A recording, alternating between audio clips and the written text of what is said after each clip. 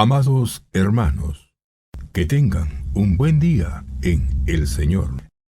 Este canal virtual de Estudio de las Epístolas tiene como propósito la edificación de los creyentes en Cristo Jesús que, en cualquier lugar, invocan el nombre de nuestro Señor y Salvador Jesucristo, a través del estudio sistemático de las epístolas de los apóstoles del Señor contenidas en el Nuevo Testamento. Deseamos compartir contigo las Escrituras tal como dice la carta a los Efesios capítulo 4 verso 12, a fin de perfeccionar a los santos para la obra del ministerio, para la edificación del cuerpo de Cristo. Que el Señor les bendiga ampliamente en este día.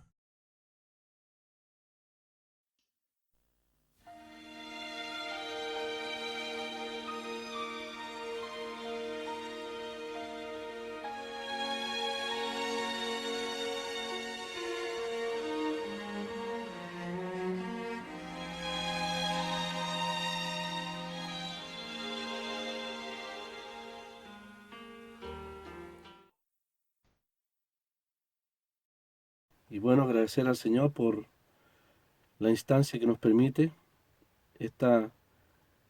el último pasaje, la última porción de esta carta a los filipenses que hemos venido considerando a través de tantos meses.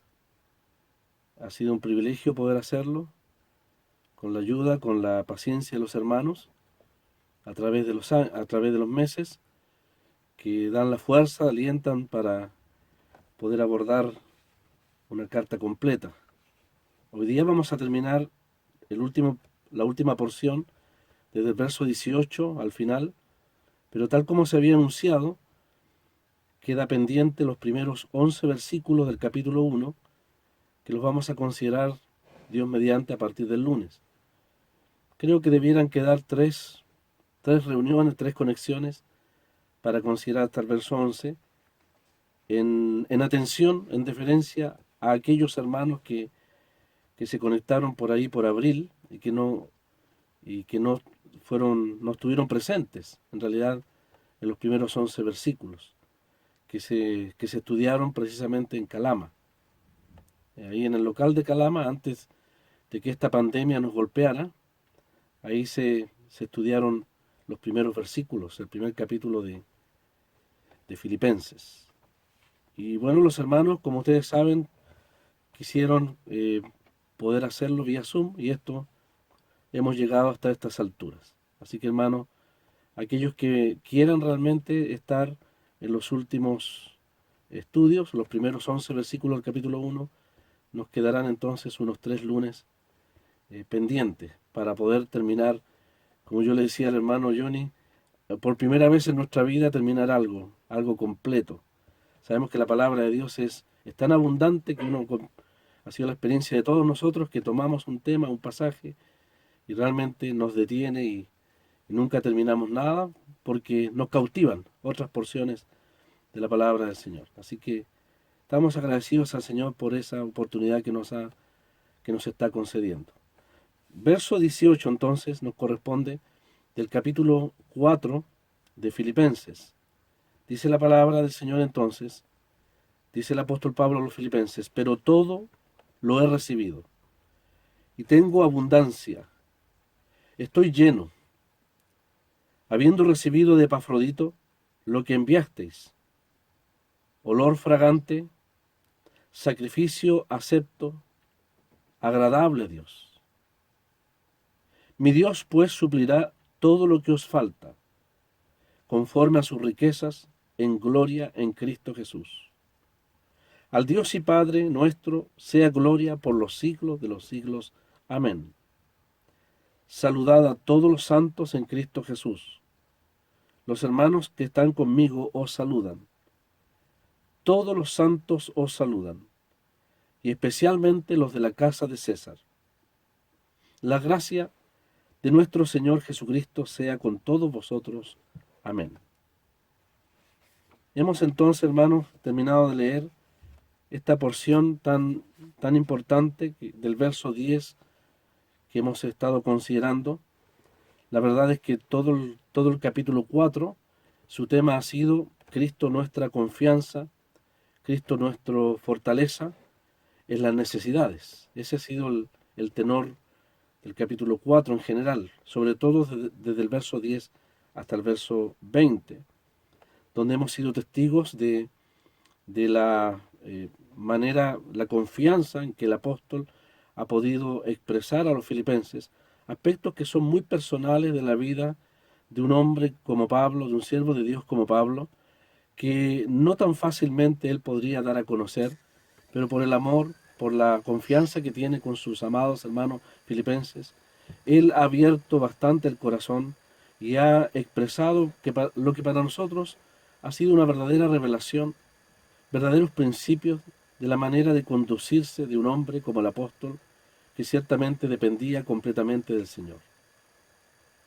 Y si bien es cierto, esos principios podrían ser aplicados a uno que ha sido llamado por el Señor como el apóstol, y que no hay duda que el Señor que le ha llamado se ha hecho cargo de él, esos principios, muchos de ellos, hermanos, son aplicables a todos nosotros.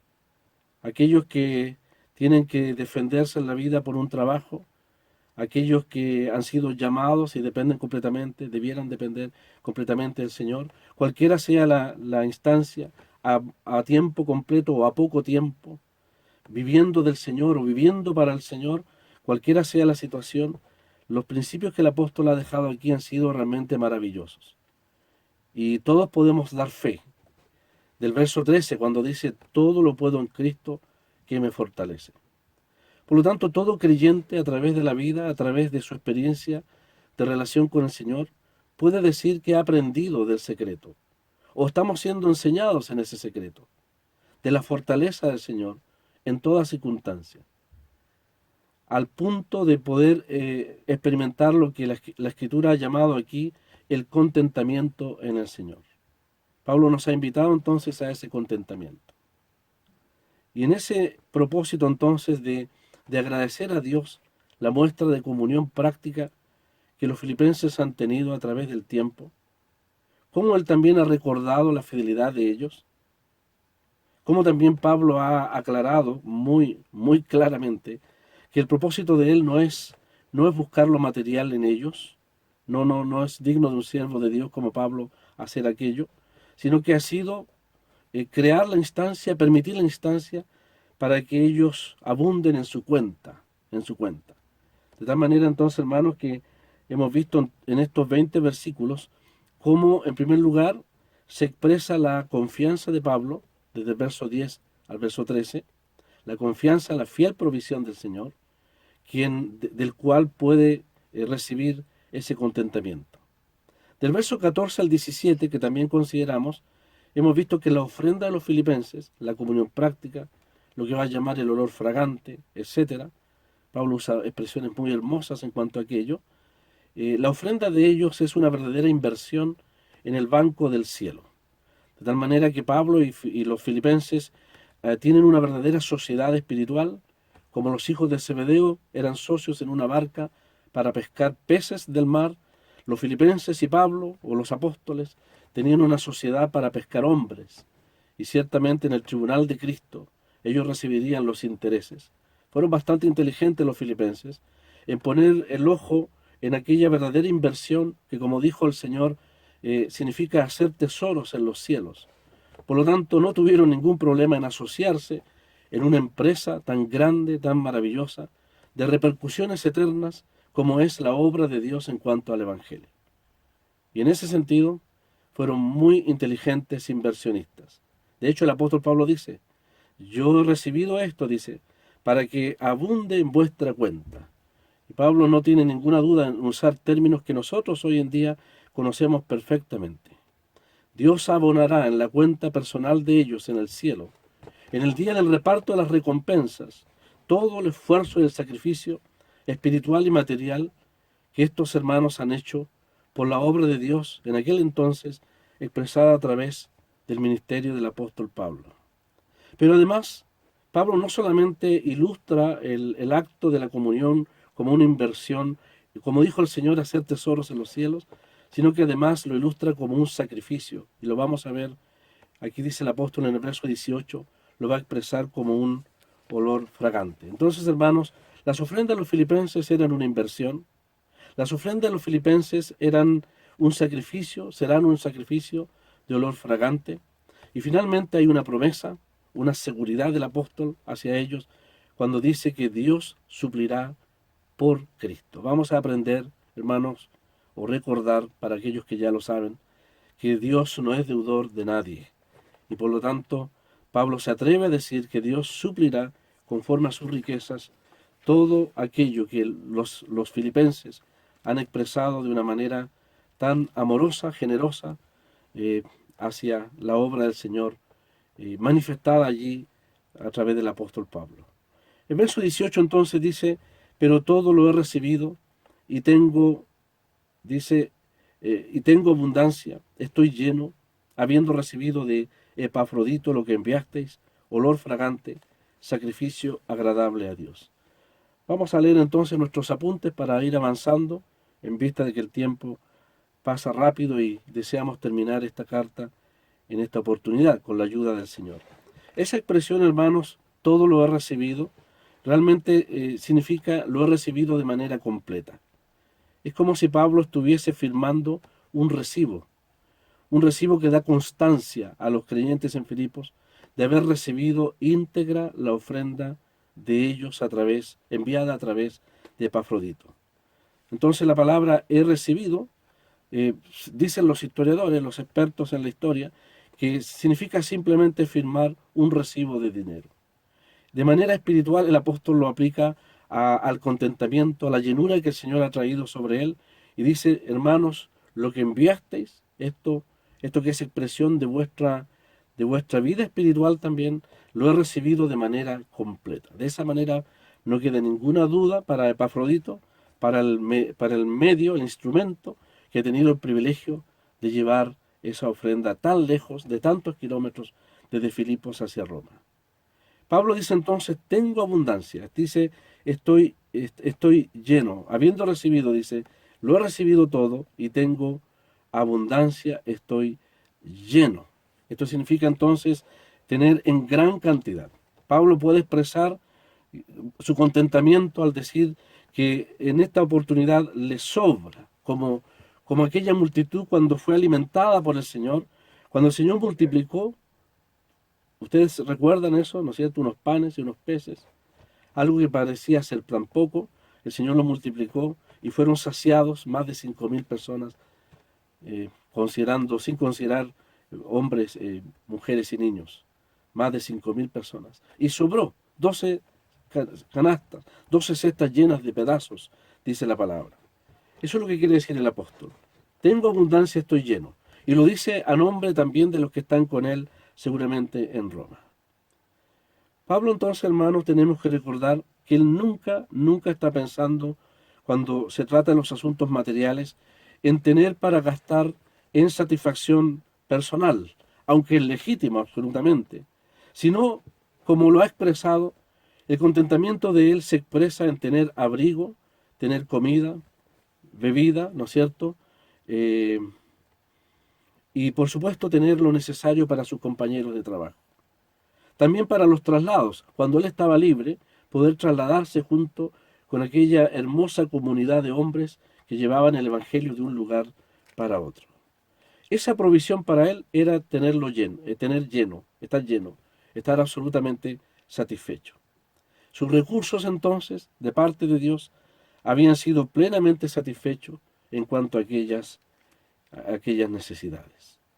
De tal manera entonces que dice, lo he recibido todo, tengo abundancia, estoy lleno, habiendo recibido de Epafrodito lo que enviasteis, olor fragante. Y aquí entonces Pablo presenta ante nosotros esta hermosa descripción de lo que significa la comunión práctica de aquellos filipenses.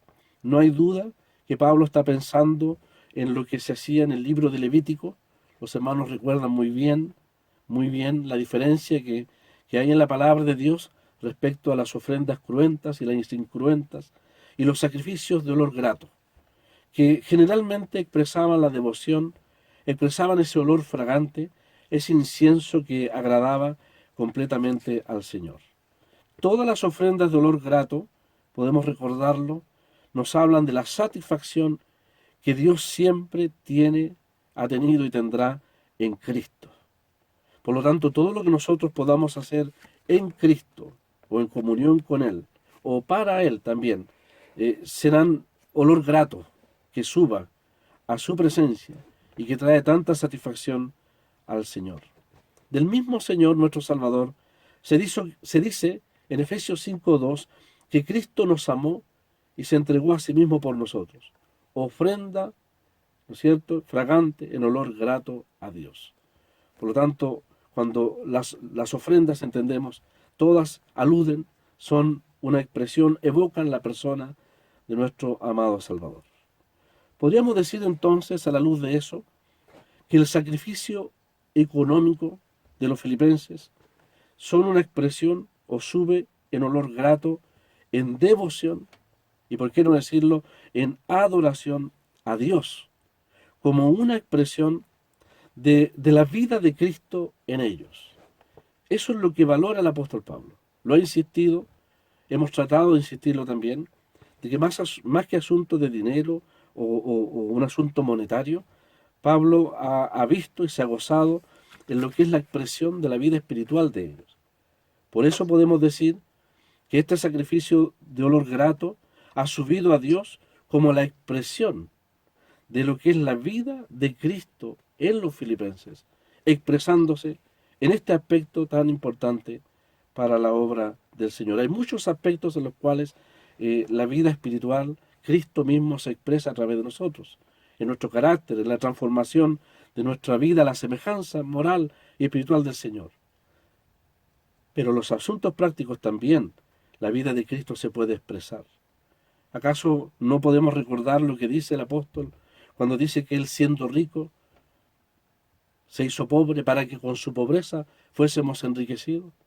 ¿No sería entonces el sacrificio, la generosidad, el esfuerzo, a pesar de la pobreza de los filipenses, de proveer para la comunión práctica de los apóstoles una expresión, aunque menor, pero no con menos importancia, de lo que es el mismo sacrificio de Cristo, quien siendo rico se hizo pobre, dice, para que nosotros fuésemos enriquecidos?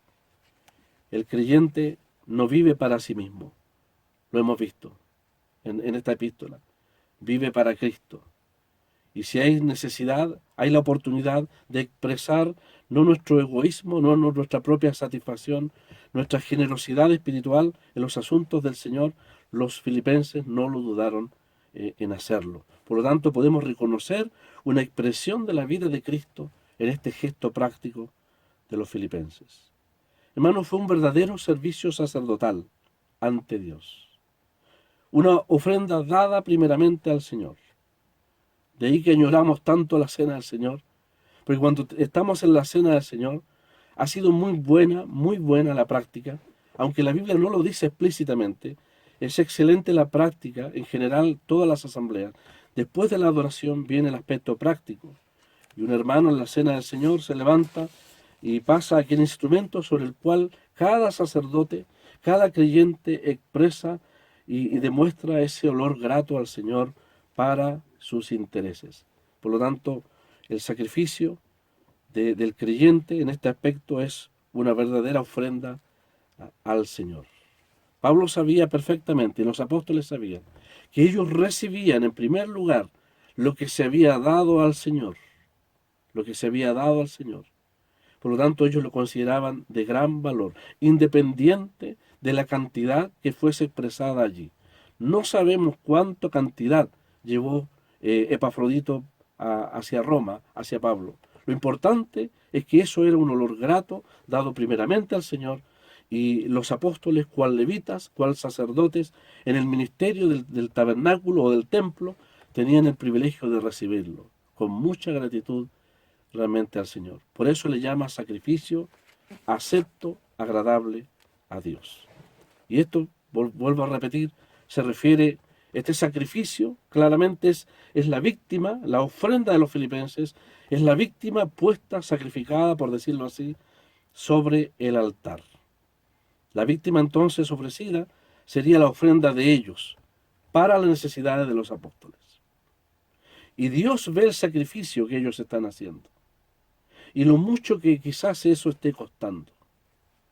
De tal manera que Dios está completamente complacido en ese acto.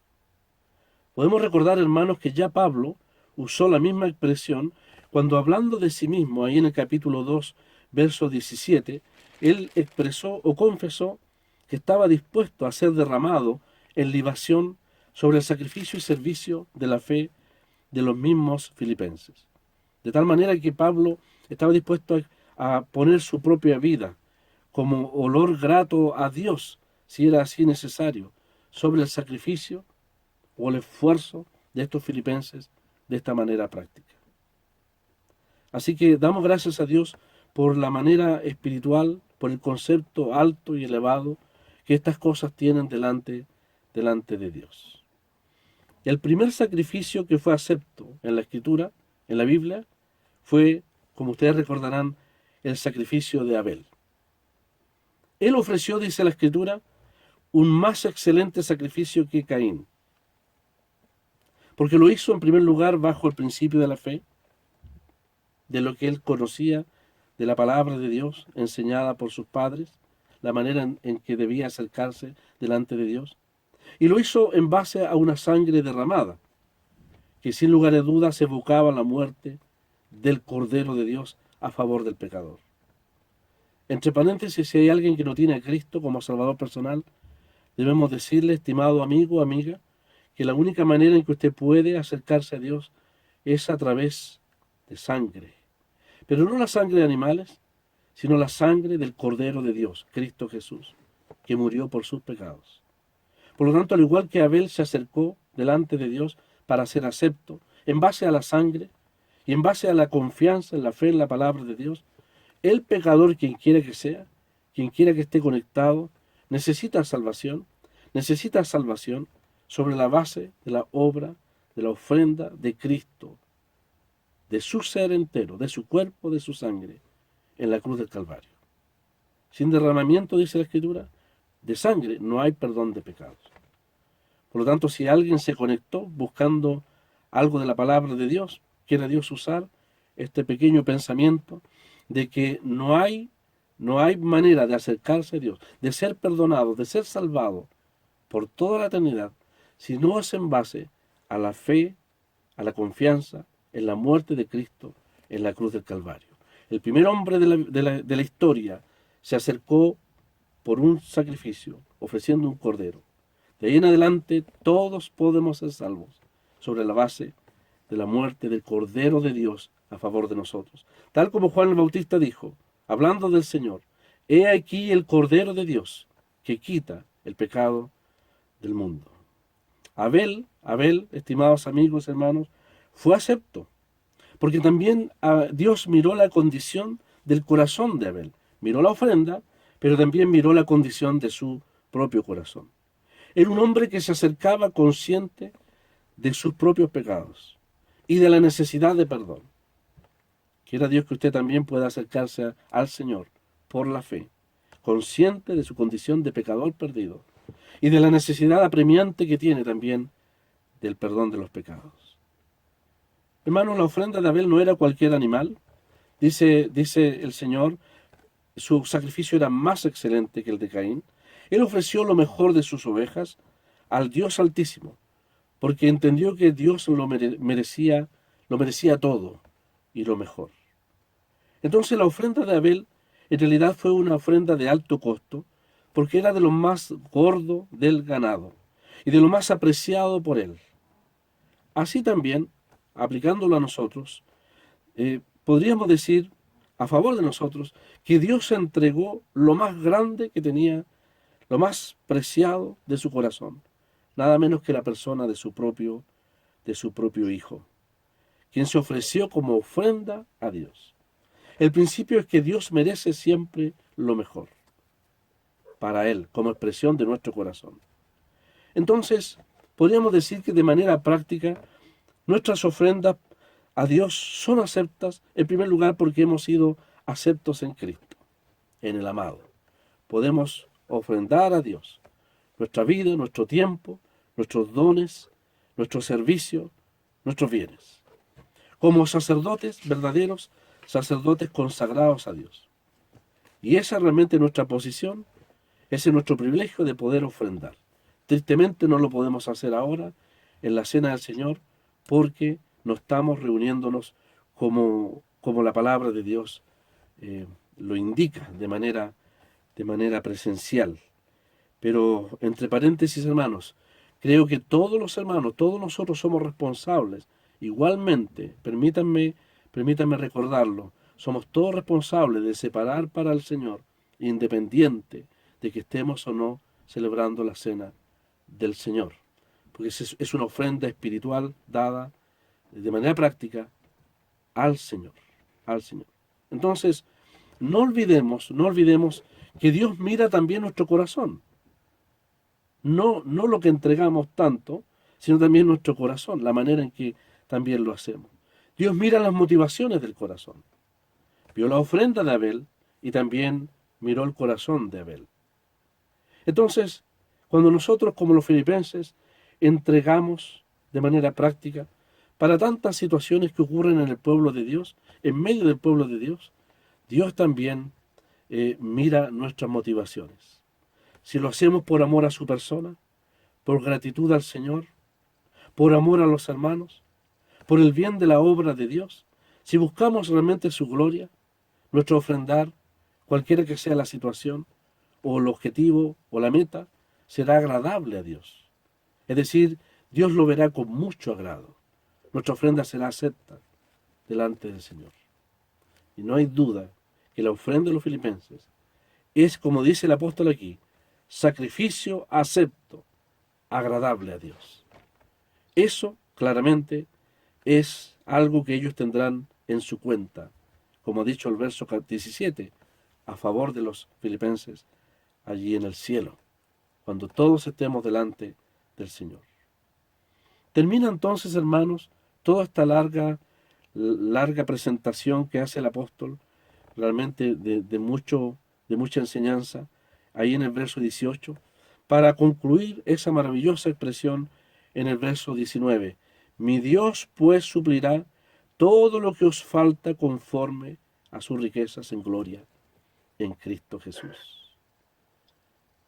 Este es el Dios que Pablo conocía.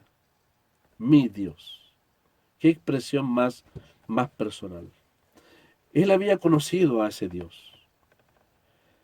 En todas sus experiencias, en sus muchas experiencias, aún económicas, aún de necesidades, como aquel que siempre es fiel.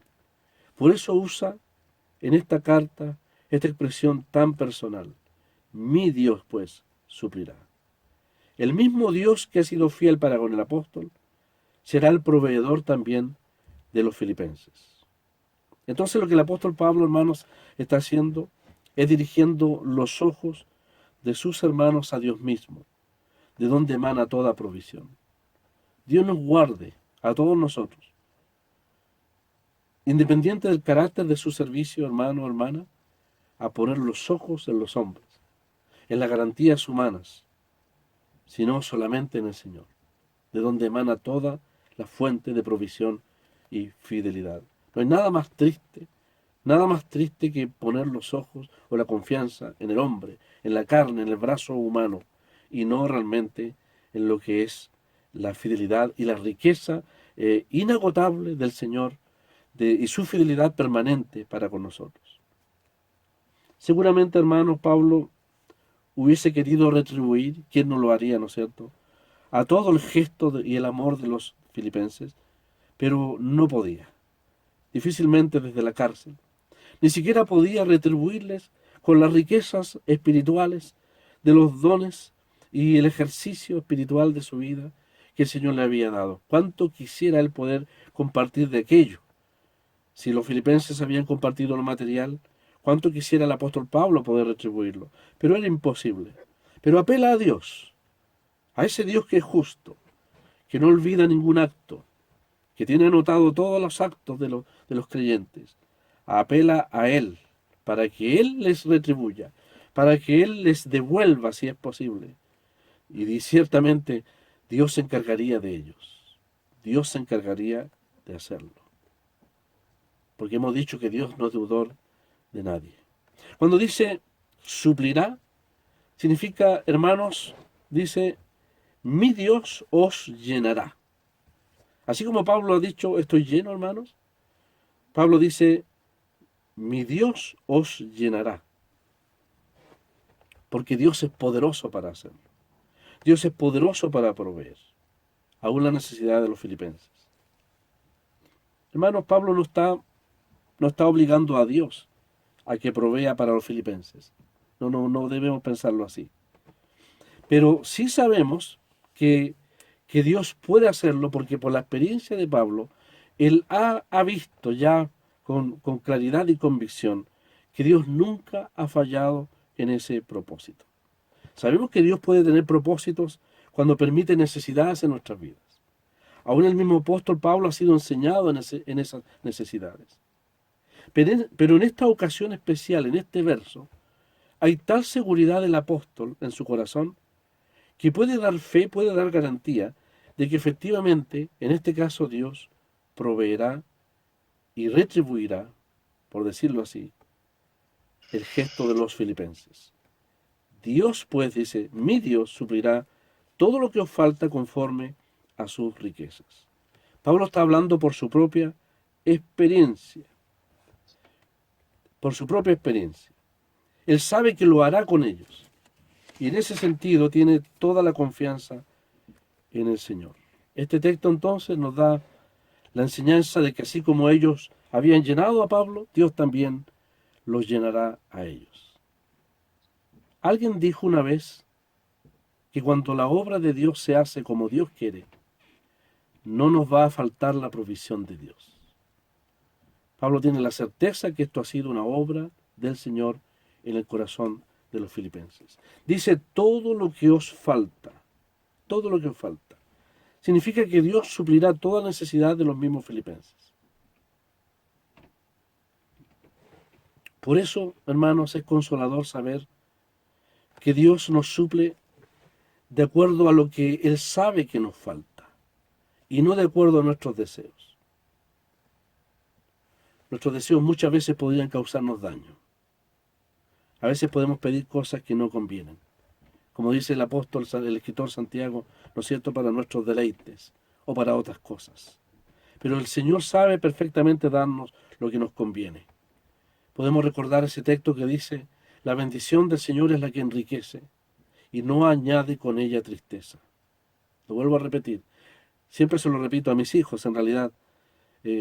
La bendición del Señor es la que enriquece y no añade con ella tristeza.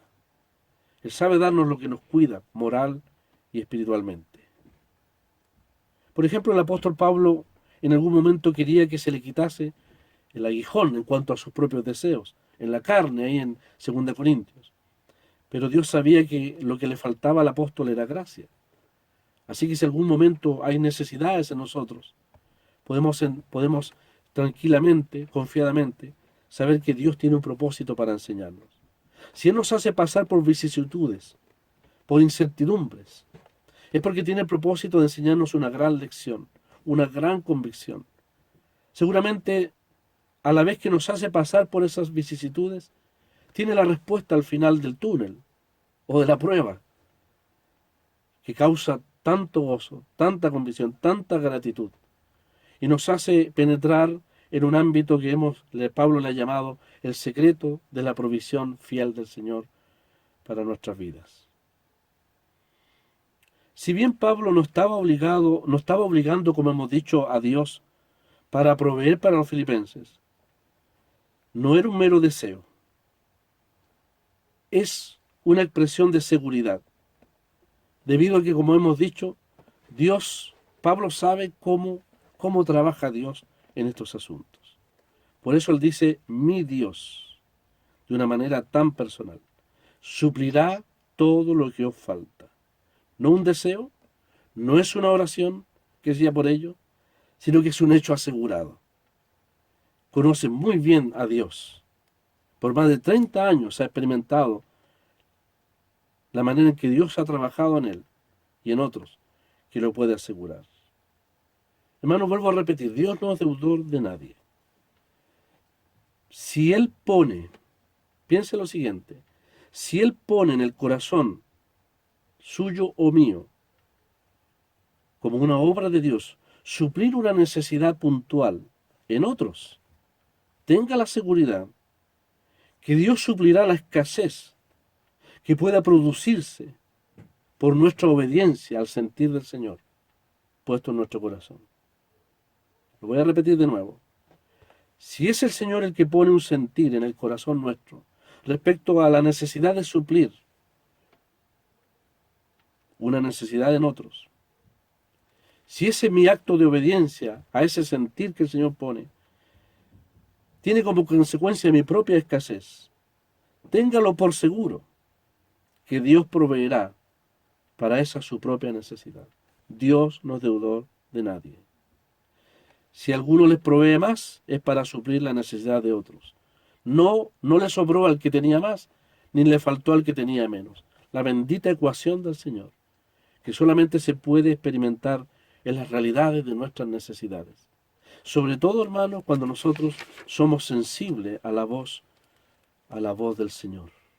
Cuando el Señor ponga y cautive su corazón respecto a algo práctico, nosotros debemos ser diligentes en aquello. Y no debemos mirar lo que no tengo o lo que me falta. Seguramente los filipenses, en su propia pobreza, no miraron cuánto se empobrecerían al tener comunión con Pablo. Ellos experimentaron la fiel provisión del Señor de suplirle lo que les faltó después de su acto de generosidad. Yo no tengo idea de lo que sucedió después que la viuda, que el Señor nos habló, entregó esas 2 blancas para los propósitos de Dios, que dice la Biblia era todo su sustento. Pero tengo la certeza, hermanos, que si ella lo hizo por el Señor y porque Dios también puso en el corazón ese sentir en ella. Lo que pasó después de la historia está en un manto ahí de silencio, pero en base a la palabra de Dios podemos tener la seguridad que a esa viuda no le faltó su pan diario aquel día, porque Dios tiene un propósito cuando Él pone en el corazón del creyente, quien quiera que sea, ser sensible a lo que son los asuntos de su obra. Dijimos, hermanos, 2 reuniones atrás, que nosotros no necesitamos tanto acudir a los buenos propósitos de las organizaciones humanas, sino que debemos tener la confianza que Dios es el que hace circular, y discúlpeme la franqueza con que lo diga, Dios es el que hace circular el dinero en medio de su pueblo. Él toca corazones, Él trabaja en corazones, suple necesidades, provee necesidades. Él lo hace perfectamente. Nosotros debemos tener la sensibilidad y la comunión íntima con el Señor para poder ser buenos instrumentos en esos aspectos prácticos. El Señor nunca fallará en aquello. Por eso dice, y aquí está lo que podríamos llamar el más grande de todos los fondos, la más grande de todas las organizaciones, el más grande de todos los recursos, el más grande de todos los bancos en el cielo. ¿Cómo proveerá? Dice, conforme a sus riquezas en gloria, dice este verso. Esto significa, hermanos, que Dios actuará conforme a su grandeza, conforme a su riqueza, conforme a su poder. Nunca los recursos de Dios podrán ser vaciados por nuestras necesidades. Son realmente inagotables. Los instrumentos que Él usa son pequeños. Quiere instrumentos dóciles. Pero los recursos de Dios son ilimitados. Su abundancia es infinita. Es sin fin.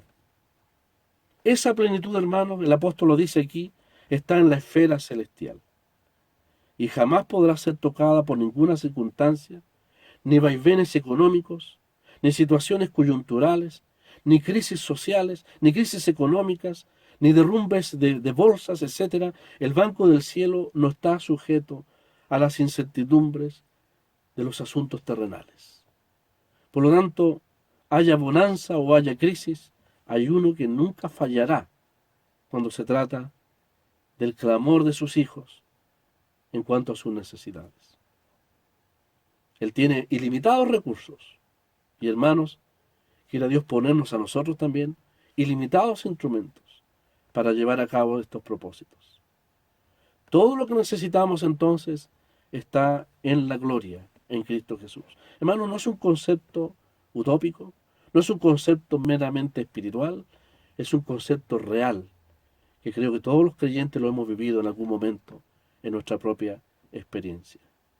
La manera de comprobar entonces de que efectivamente los recursos están en el cielo es aferrarnos a las promesas del Señor, confiar en Él, confiar en su palabra y poner en práctica estas verdades. Esperar en el Señor, quien es capaz de sostener a sus hijos. Mire la maravilla que dice conforme a sus riquezas en gloria en Cristo Jesús. Significa, hermano, que todos los beneficios y bendiciones solamente pueden ser experimentados en unión con Cristo. Y esa es la realidad de todo creyente. En unión con Cristo, en comunión con Él. Son concedidos por Él y a causa de Él también.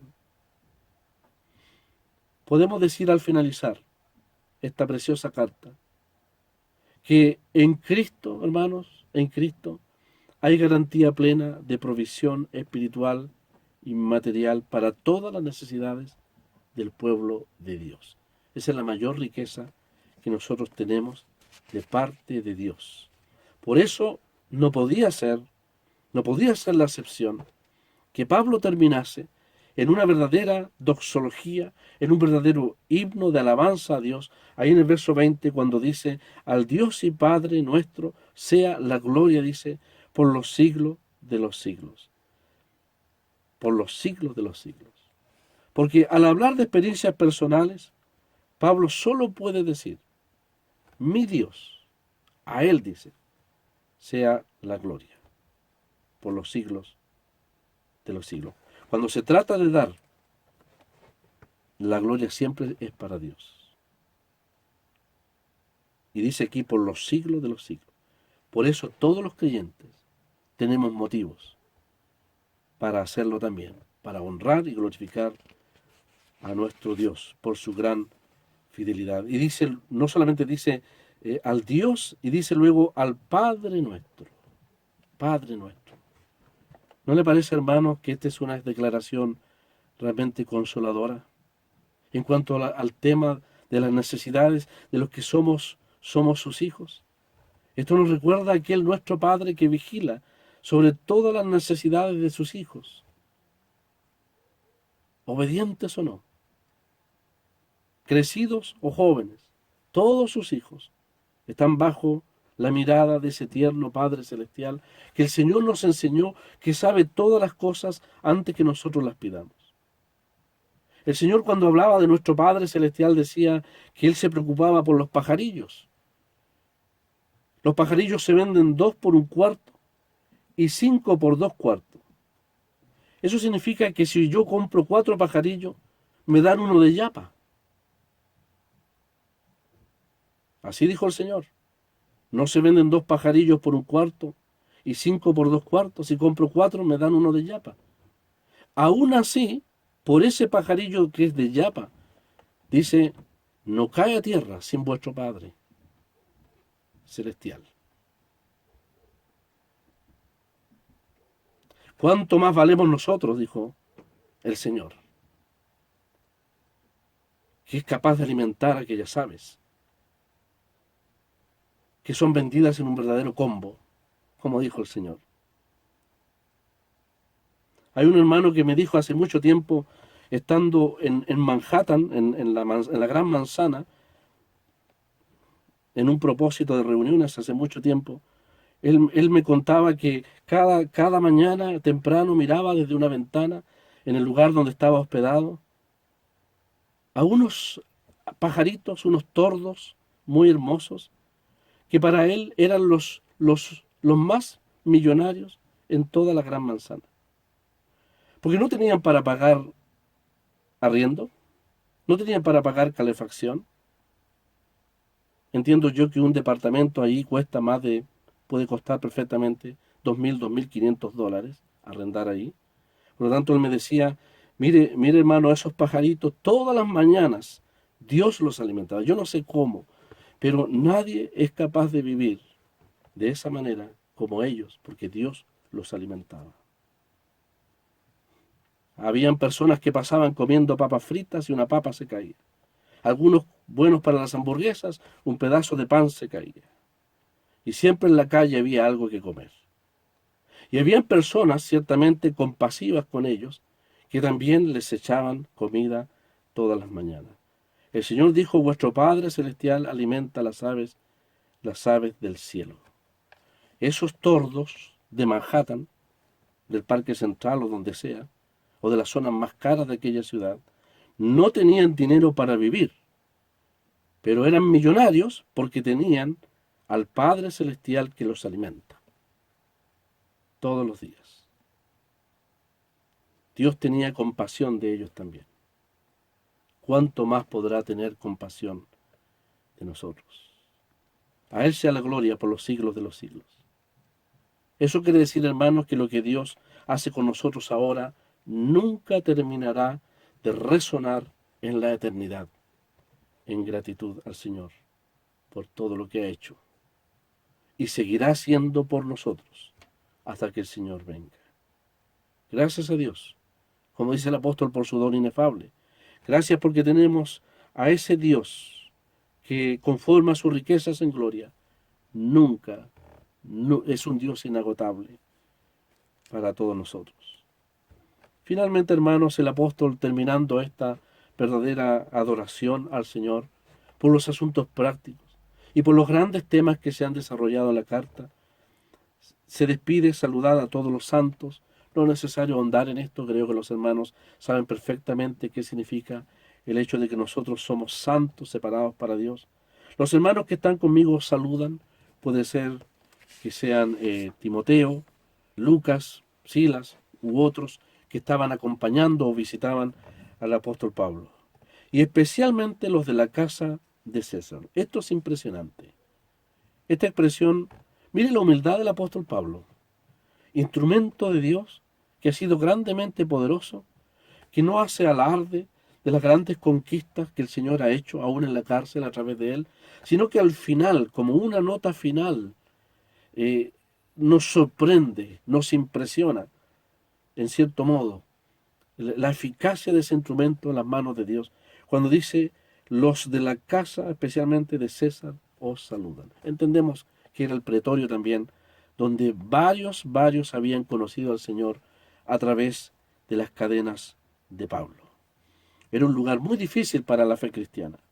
Pero esto demuestra entonces que la casa de César, ya sea sus hijos, sus siervos, los soldados, el pretorio, o Roma mismo, si usted quiere, la casa de César, el ámbito, la esfera de su poder e influencia, hasta allí llegó el apóstol, o más bien dicho, el Señor lo llevó a través de cadenas para impactar las vidas de varios, por qué no decirlo de muchos, a través del Evangelio.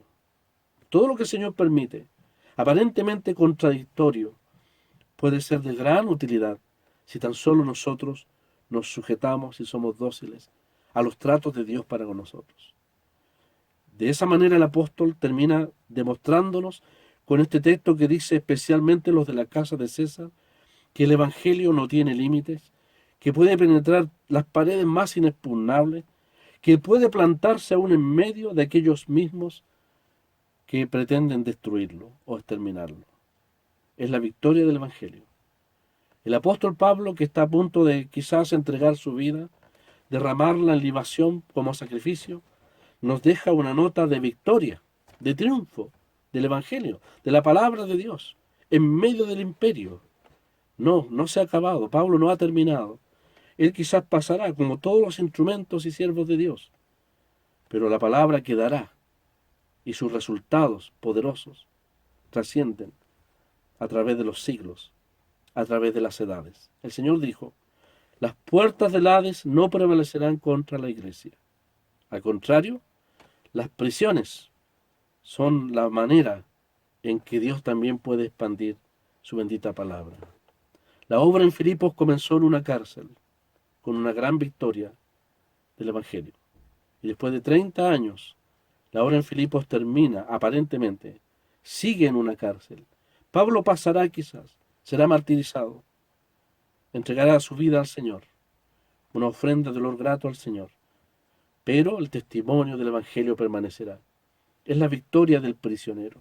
Es la victoria del preso, del embajador de Cristo Jesús, es la victoria del Evangelio de Dios en medio de las paredes de una cárcel. Un anticipo entonces de la victoria del testimonio del Señor aquí en la tierra. La gracia de nuestro Señor Jesucristo sea con todos vosotros. Es decir, la epístola termina dejando una permanente provisión de la gracia para toda necesidad de los peregrinos en nuestro peregrinar aquí en la tierra hasta la venida del Señor. Gracias a Dios por esta carta que nos ha permitido, hermanos, considerar lo que hemos llamado la esencia de la vida cristiana. Capítulo 1, Cristo nuestra vida. Capítulo 2, Cristo nuestro ejemplo, el sentir de Cristo, su humildad. Capítulo 3, Cristo nuestra meta. Y ahora nos hemos gozado en este capítulo 4, Cristo nuestro poder, nuestro sustento. ¿Hasta cuándo? Hasta que el Señor venga, sostenidos por esa gracia que nunca va a fallar. Que el Señor bendiga su palabra. Esperamos, Dios mediante, Él nos conceda, si el Señor no ha venido, ¿no es cierto?, poder abordar para aquellos que lo quieran el capítulo 1, desde el verso 1 al verso 11, Dios mediante. Gracias, hermanos, que el Señor les bendiga ampliamente a todos. Amén. Vamos a orar para dar gracias al Señor por la exposición de su palabra. Nuestro Padre Celestial, queremos agradecer por tu buena palabra para con nosotros. Ciertamente, como el apóstol, tenemos motivos de sobra para darte gracias, para glorificar tu gran nombre, y podemos decir como el salmista antaño: bendito el Señor, cada día nos colma de beneficios, el Dios de nuestra salvación. Gracias, porque para nuestra salvación diste la más grande provisión, tu Hijo, tu único, tu amado, en quien tu alma tenía contentamiento. Por eso, como se ha meditado en el día de hoy también, gracias, nuestro Dios y Padre, por tan grande don, aquel don inefable que fue entregado en favor nuestro, y que quisiéramos que cada uno de los oyentes, cada uno de aquellos que hoy nos ha acompañado, pueda conocerle como el Salvador de sus vidas, como su Señor y Salvador. Gracias, porque aquellos que le hemos conocido nos gozamos en esto, nos gozamos en que tenemos tan grande, glorioso, bendito Salvador. Te damos muchas gracias por tu palabra y nos encomendamos en tus manos, rogando tu cuidado, protección y bendición. Lo pedimos en el nombre glorioso y bendito del Señor Jesús. Amén.